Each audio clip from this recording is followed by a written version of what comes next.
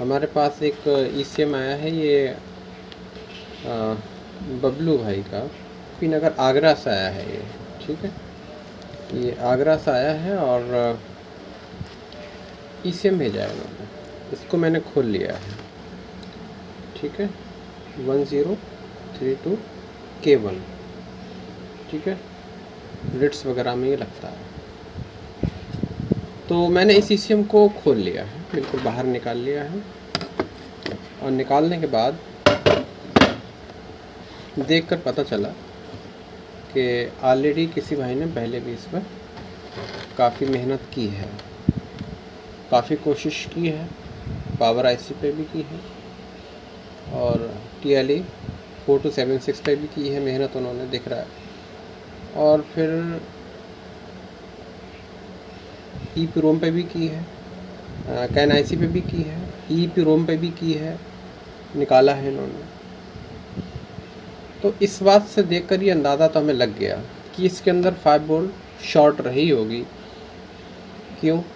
क्योंकि इन्होंने 5 वोल्ट इस पे भी आए हैं, इसे निकाला। 5 वोल्ट सिस्टम आईसी पे भी गया है, कैन आईसी पे भी गया, यानी कि जहाँ जहाँ 5 वोल्ट जा रहे हैं तो वहाँ वहाँ पर उन्होंने कोशिश करी, अच्छी कोशिश करी कि 5 वोल्ट को निकालने की, उसे दूर करने की, पता लगाने की कि ये है कहाँ पर।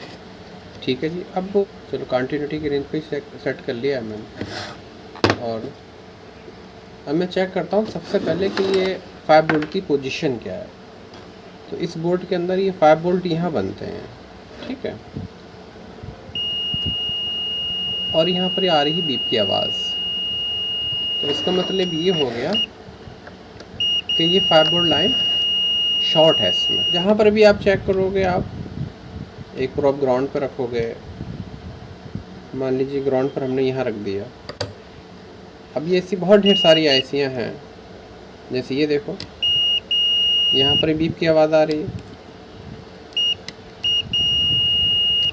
ऐसी कई आईसियाँ मिलेंगी आपको। तो जहाँ जहाँ पर मतलब 5 वोल्ट इसमें जाते हैं, यहाँ पर भी शॉर्टिंग है, यहाँ पर भी शॉर्टिंग, और 5 वोल्ट लगभग काफ़ी जगहों पर जाते हैं। तो फिलहाल यहाँ 5 वोल्ट में शॉर्टिंग है, कन्फर्म है ये। 5 वोल्ट को दूर करने के लिए ऑलरेडी पहले ही हमारे भाई ने कोशिश कर ली, अच्छी बात है, लेकिन वो फॉल्ट जैसे ढूंढ नहीं पाया इसको।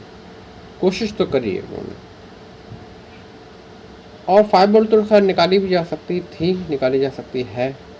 लेकिन मसला जब प्रॉब्लम आ जाती है कि हम जब दूसरे वाले इस पर आते हैं तो पता चलता है इसमें ये भी शॉर्ट है,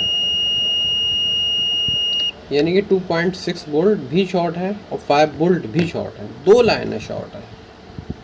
और जब किसी बोर्ड के अंदर 2 लाइनें शॉर्ट हो जाती हैं तो बड़ा मुश्किल हो जाता है फिर उस बोर्ड को ठीक करना, आसान नहीं रहता। और ये जो सप्लाई है MCU की तरफ जा रही है, आईसी तो पहले ही निकाल ली, इसमें तो नहीं मिली। इसकी जो शॉर्टिंग है वो इसके अंदर है, दोनों शॉर्टिंग इसी के अंदर है। आप यहाँ देखें, ये जितने ढेर सारे कैपेसिटर लगे हुए हैं, ठीक है, देखो ये सप्लाई आ रही है और ये MCU में जा रही है। इसके अलावा ऐसी बहुत ढेर सारी पिन होंगी, ये MCU में जा रही है, MCU के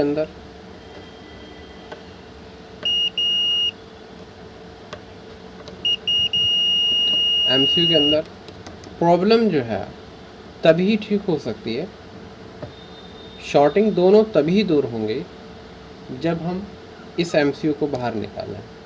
ठीक है, काम है रिपेयरिंग करने का, तो दोनों बातों को ध्यान में रखा जाता है, क्योंकि MCU निकालना, फिर इसकी बॉल बनाना,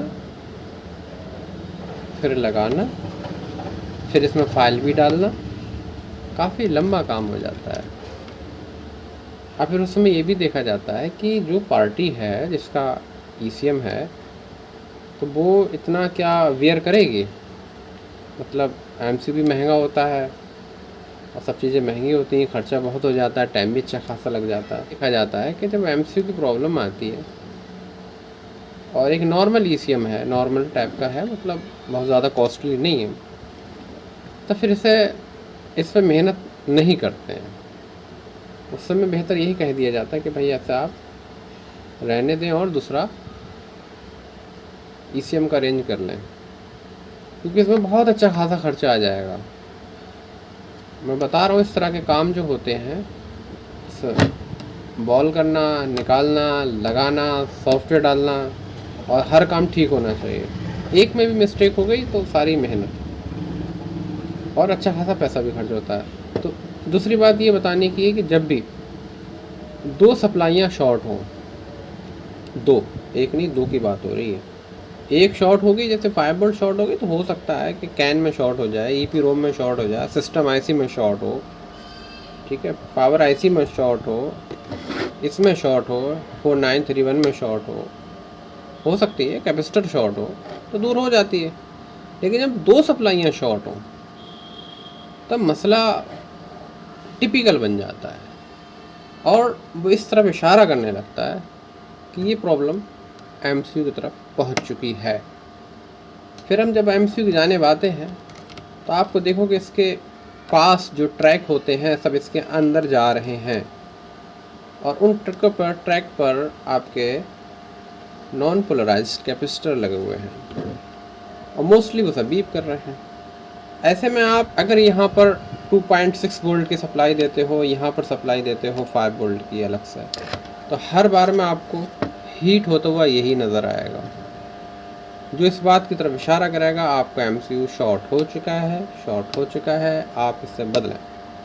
तो ये छोटी सी जानकारी मैंने आपके साथ शेयर की और बताया कि इस तरह की जब सिचुएशन हो जाए तो उस पर अननेसेसरी मेहनत करना कोई फ़ायदा नहीं है। ये प्रॉब्लम इधर होती है, या तो आप इस पर कोशिश करें, ये फिर इधर पूरे बोर्ड को आप IC बार बार निकालते रहोगे, वो ठीक नहीं है। किस तरह से शॉर्टिंग को निकाला जाता है और क्या क्या बात ख्याल रखी जाती है। DC सप्लाई जो आती है, रेगुलेटेड पावर सप्लाई आती है, तो वो ECM को किस तरह से देते हैं और किस तरह से ढूंढते हैं कि ये प्रॉब्लम कहाँ पर है। इस तरह की शॉर्टिंग से रिलेटेड बहुत डीप बातें बहुत अच्छे तरीके से हम अपनी क्लासेस में बताते हैं, जो हमारी ऑनलाइन क्लासेस होती हैं। और आप अगर चाहते हैं तो हमारे क्लास को ज्वाइन कर सकते हैं, उसमें आप एडमिशन ले सकते हैं, ताकि जब भी शॉर्टिंग की प्रॉब्लम आए उसे आप दूर कर सकें और समझ सकें आखिरकार शॉर्टिंग है क्या। फिर आप ऐसा ना करें कि आप कभी ये निकाल रहे हो IC, कभी ये निकाल रहे हो, कभी ये निकाल रहे हो, तो अननेसेसरी बहुत ढेर ज़्यादा मेहनत कर रहे हो आप।